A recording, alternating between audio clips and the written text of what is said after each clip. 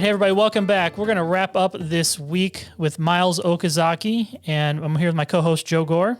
Hey, nice to be here. And a final topic was one that I was really excited to talk to Miles about because it was born out of a chapter in his book. His book we talked about in depth on Monday, Fundamentals of Guitar. And it's about how he took this idea of transferring drum rudiments to the guitar. And so rudiments are just kind of basic technique things that drummers use, whether it's a single stroke or double stroke, or they have weird names like radamucues and flams and flamadiddles and all this stuff. But it was real interesting how Miles took those and basically transformed them into picking studies. Yeah, and it's if you know drummers, you maybe have heard it talk about rudiments. There isn't really quite an equivalent on guitar. I mean, there's patterns and scales that most of us practice when we're learning, but the drum rudiment system is really much more specific than that. Yeah, and it's I was thinking that too as Miles was talking about these is what he's created is kind of the closest I can think of where there's specific pick strokes and how they correspond with specific strings. So instead of right hand, left hand, Miles will be thinking of higher string, lower string, and that's how he kind of translates them.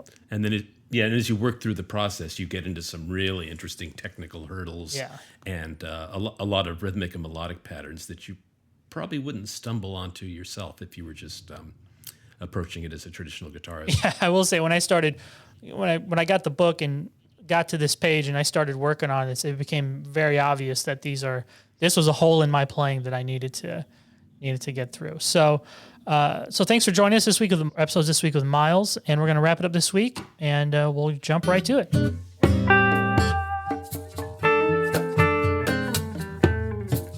And today's topic is going to be one of the more interesting parts of the book, of your book, Fundamentals of Guitar, for me, and that's your whole take on translating drum rudiments to picking studies. So I know one of your longtime collaborators, Dan Weiss, is an excellent drummer, and he goes, and basically in the minutia you get into on guitar, he does a similar thing on drums. So I'm just curious, Miles, as to where the idea of converting drum rudiments to guitar came from. Yeah, well, you could say I do an extremely rudimentary, no pun intended, version of what Dan does. But Dan was actually, it's Dan Weiss, the drummer who lives in Brooklyn. He was teaching me. I got an itch to learn about some drums, I mean, when I was actually in grade school, I played the snare drum and the marching band and all that stuff. So I kind of could hold the sticks and stuff. But I was like, hey, can you show me some stuff? And he was teaching me Charlie Wilcoxon exercises. From this book, Rudimental Swing Solos. Every rudimental drummer knows that book. But he was teaching it to me just by memorizing, like I wasn't reading it, which he teaches that way, and I teach that way as well. So I still, you remember it for a long time when you learn that way. But anyway, the rudimental thing was very interesting to me because it feels like picking to me, basically.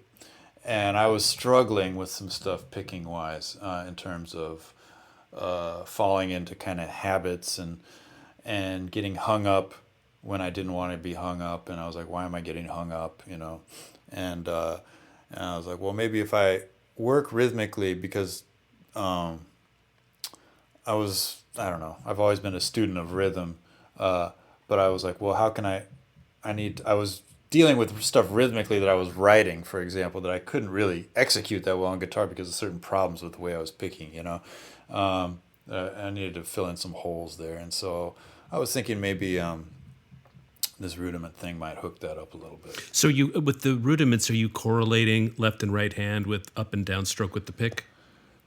No, I'm correlating them with different strings. So, because up and down, okay, if you said it's up and down, if I said this is right and that's left, you can't hear the difference, really.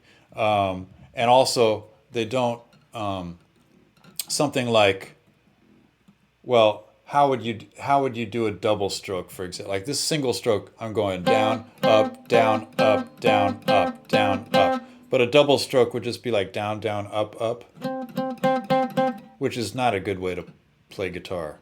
Like, it doesn't, not on one string. Nobody would do that naturally, right? So the natural thing for me would be to say, like, let's say I have two notes, right? And then I could say, well, now I can treat this as right and left hand. Right, left, right, left, right, left, right, left, like this. And now you can hear the difference, and it feels different. Feels like one is going one way and one's going another way. Does that make sense? Yeah. Okay. Simply yeah. saying that left and right equals two different pitches, or is it more systematic than that? No, I'm saying that right equals a higher string and left equals a lower string. So whether it's this or some even lower, or this is still right left, because right is my pick is moving up to the higher string, and left is that it's moving down to the lower string. You break it down in your book: single strokes, double strokes, paradiddles, triple strokes, flams, drags. I mean, you go through all of them. Well, there's a lot more drum rudiments than that, but that was where I sort of stopped in terms of what's useful to me. Yeah.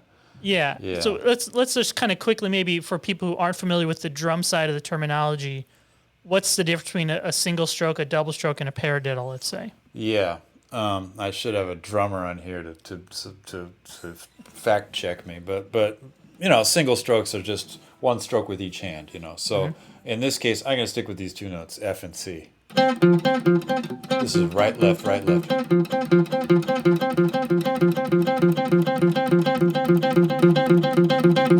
Okay, so that's just one stroke, right, left, right, left, right, left, single stroke. Double stroke.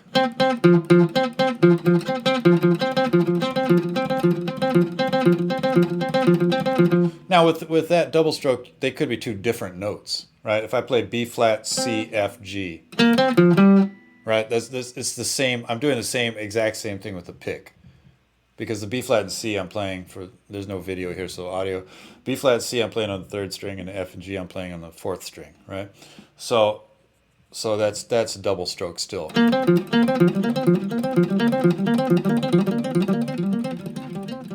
so on. And then, should I keep going? Yeah. Look, in case you need something to go to sleep to. So paradiddle. Now paradiddle is something that maybe people don't know. Paradiddle is two singles and a double. So we go right, left, right, right, and then we reverse it: left, right, left, left. Single, single, double, single, single, double. So that's how it goes.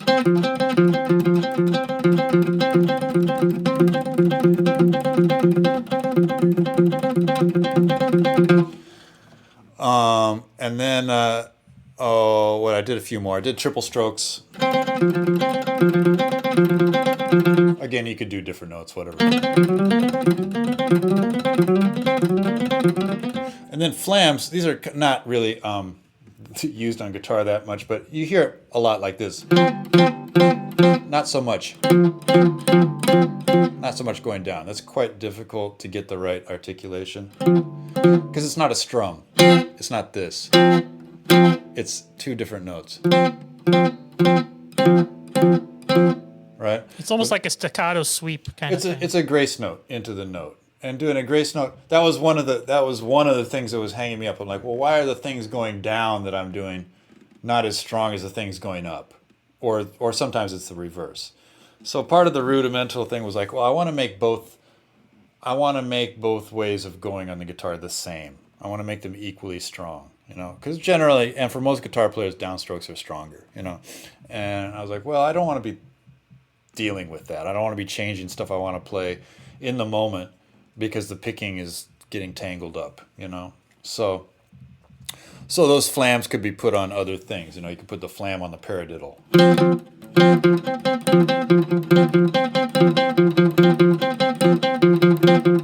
It actually sounds like a polyrhythm. You hear it.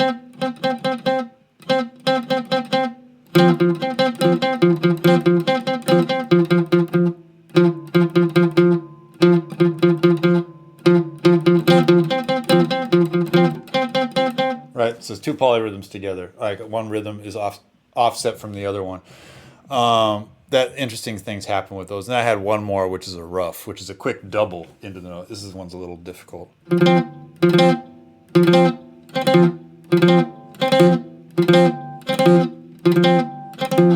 Right? That requires a little pressure, and you kind of press down and go. It's a weird, funny little movement. But I do those, again, these are kind of like scales, like you don't sit there and deliberately figure out which one you're going to do in the moment, but having those movements kind of available to you, for me anyway, helped me access some ways of playing that I wanted to get into in terms of precision, speed, accuracy. In all the examples you just played, the quote right hand note was a higher pitch. That's right. Did you always keep it that way? Yeah, I just imagine like I'm looking down the guitar from the bridge to the nut, so the higher strings are on the right, and that's that. Then everything from the drums is just sort of like oriented that way. And one thing I want to also ask you about that's kind of related is you have a unique picking style as it is, and some people have called that Benson style picking. Can you talk a little about that?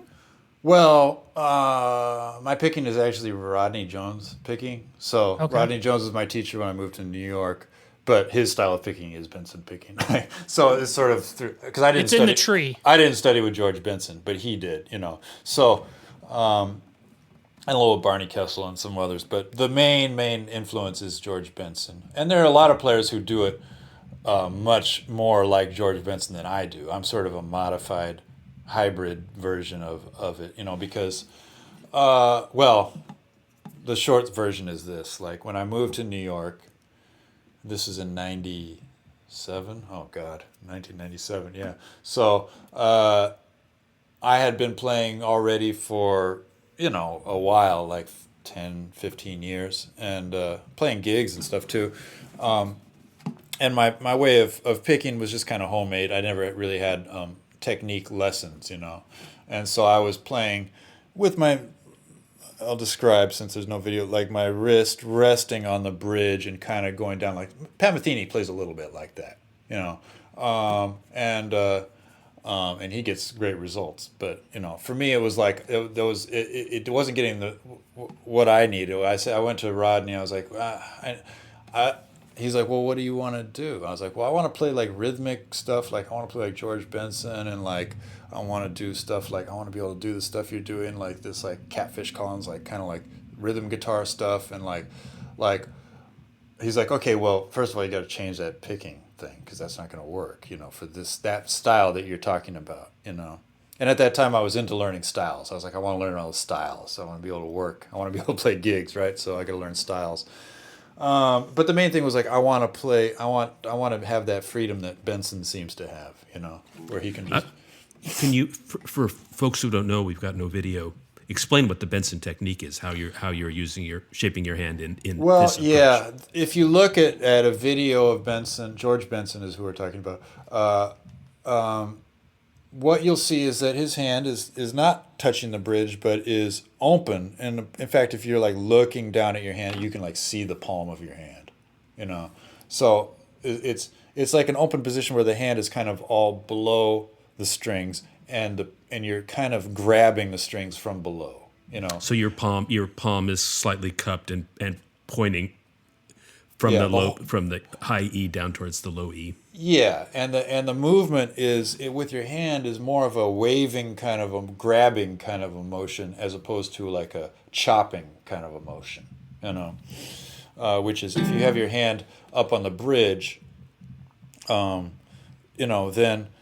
then it becomes more of a wrist like chopping kind of. I don't know how else to describe it, but I think of it as like a motion. The motion's primarily coming from your wrist while your forearm is stationary. Whereas this one, it's the kind of motion from your wrist where it's going side to side on your wrist, whereas the Benson thing is more like it's going front to back, like you're waving. Like one is like the what's the wave of like the prom queen on the parade float? That's more the chopping, I guess, and then the other one like waving like or like you say, get away from me, put on a mask or whatever. Like that's more the Benson style. Anyway, that's the way I interpret it, and that's the way the Rodney was. Rodney is now, he's more of a strict adherent to it. His hand is always down there below. Like if you're looking at him play, you can see all of the strings of the guitar. You don't even see his hand is not covering the strings at all. It's really coming from below. And he's really grabbing. I go back and forth because when I want more like, if I want to play it softer with real super precision, I might come back up and do a little bit more like the other way. But if I want to get real rhythmic, I might come down here, and certainly if I'm playing like real rhythm, like real strong strokes, then it's a totally open thing. But Can you like just audibly play both different styles so people can kind of hear what you're talking about when you say play more rhythmically? rhythm, I mean, let's say, oh boy, that's kind of a hard one. Let's see. Let's say I'm playing. Now I can play this line like, with that more super delicate touch with my wrist up on the bridge, And I think of that as like writing with a pencil, where you're holding it close to the drawing with a pen or a pencil, where your hand is close to the end, where you have like a lot Close of to the control. tip. Close to the tip. Sorry, close to the tip, as opposed to like where now my hand is farther away from the guitar down below, and I'm reaching up to grab the notes.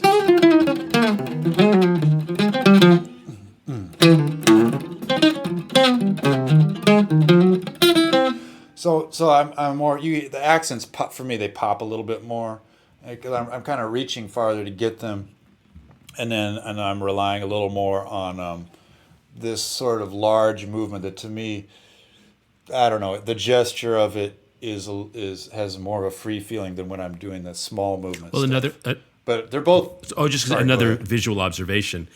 You're gesturing while you talk, and when you were talking about the non-Benson method, and moving your arm, the preponderance of motion was coming from the wrist. And just now, as you were talking about using a more flowing motion, you started moving your forearm and even moving your shoulder a little bit. Yeah, I mean, just the thought of it makes you play differently, right? Like if I think of Sonny Rollins while I'm playing, it's going to make me play differently than if I'm thinking about Lee Konitz or something. I mean, this is some kind of specific references. Or I guess make a guitar. If I'm thinking about Jimmy Page, it's going to make me play differently than if I think about Jimi Hendrix. There's two different like feelings I get in my mind that then physically make me play differently. You know what I mean? Because it puts you in a different vibe, and then that comes out. I mean, as long as you've done some work in those areas physically, you can actually do those things. Not that I could play like either of those guys, but I'm just as an example, or Benson for that matter. But thinking about the way that Benson plays puts me in a certain way of feeling about how to sort of hold the guitar, how to approach the pick and the accents and the rhythmic feel, because for me it's like that feel thing is the primary thing upon which it's judged about whether it works or not. Does it feel good or not rhythmically? So how long did it take you when Rodney was telling you that you're going to have to change? How long did it take you before you really felt comfortable? I'd say to really feel like, in the heat of the moment, like, you go to play like whatever, the Thelonious Monk guitar competition or something. In the heat of the moment, I would revert back to whatever, you go to your comfort zone. So for me to stop doing that, like, or just to have the freedom to say, like, I'm going to come this way or I'm going to come from above or below, to have a little more versatility, 5 years or so probably of pretty determined work, meaning like I'm going to really practice, and I'm going to practice in a mirror, and I'm going to look at it, and all that stuff, I mean, physical habits take a long time to change, especially for once you've passed like your sort of physical formative stage, as an adult. I'm talking about it, this is as a 22-year-old now or something, 21-year-old, you're not, it's harder to learn a foreign language at that time. It's harder to do all kinds of stuff because you're not as what do you call it, malleable or whatever. Well, thank you so much, Miles, for joining us this week. It's been a deep dive on a bunch of different topics, and this whole week I've been taking mental notes of stuff that I need to nuggets I need to take and Wait, work did you on guys just myself. do one so- with Near? Did you do one with Near Felder? Yeah, I just did. Mhm. Oh, okay. I thought I saw something about that. Okay, cool.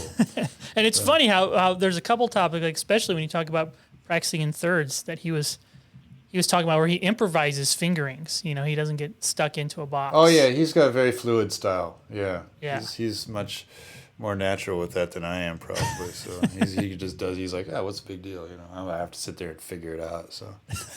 So, well, thanks again, Miles. Everybody go check out Miles' latest stuff, milesokazaki.com. He has a Yeah.